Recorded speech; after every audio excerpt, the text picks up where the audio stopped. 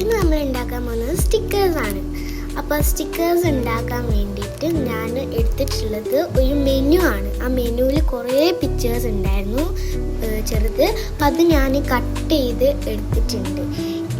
ഇനി നമ്മൾ ഒരു ടേപ്പ് എടുത്തിട്ട്, എൻ്റെ അടുത്ത് ചെറിയ ടേപ്പ് ഉണ്ടായിരുന്നുള്ളൂ, അപ്പോൾ അത് വലുതാക്കാൻ വേണ്ടിയിട്ട് ഇങ്ങനെ അടുപ്പിച്ച് ഒട്ടിച്ചിട്ട് അത് വലുതാക്കി എടുക്കുന്നുണ്ട്.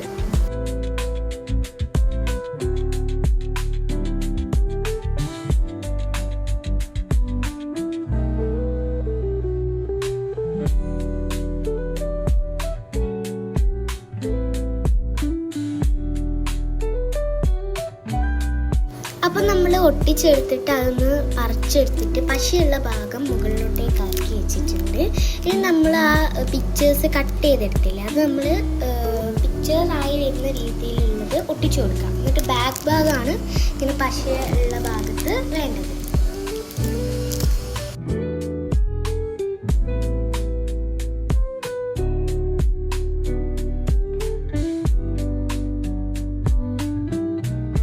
അപ്പോൾ നമ്മളെല്ലാം ഒട്ടിച്ചെടുത്തിട്ടുണ്ട്.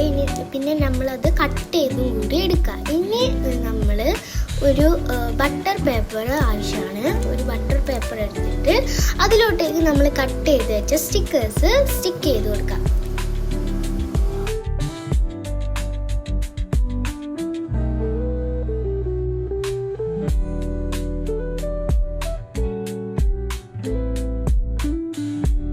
അപ്പം നമ്മളെല്ലാം ഒട്ടിച്ചിട്ടുണ്ട്. ഇനി ആ ഒരു കുറച്ച് വൃത്തി കിട്ടാൻ വേണ്ടിയിട്ട് ഞാൻ ആ ബട്ടർ പേപ്പർ 4 സൈഡും നല്ല വൃത്തിക്ക് കട്ട് ചെയ്തെടുക്കുന്നുണ്ട്. പിന്നെ ഒരു സ്റ്റിക്കർ എക്സ്ട്രാ വന്നുകൊണ്ടാണ് കേട്ടോ അതങ്ങനെ ആയിപ്പോയത്.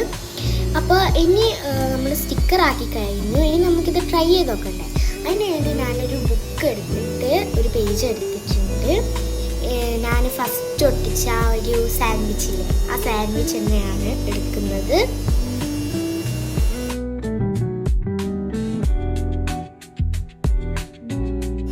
അപ്പോൾ ആ സാൻഡ്വിച്ച് നമുക്ക് പറിച്ച് കിട്ടിയിട്ടുണ്ട്. ഇനി നമുക്കിതൊന്ന് ഒട്ടിച്ച് നോക്കാം. നല്ലോണം ഒട്ടിയിട്ട് തന്നെ ഉണ്ട്. കാണാനും നല്ല രസമാണ്. നല്ല ക്യൂട്ട് സാൻഡ്വിച്ച് ആയിരുന്നു കേട്ടോ, നല്ല ഭംഗിയുണ്ട്. അപ്പം നിങ്ങളും ട്രൈ ചെയ്ത് നോക്കാം.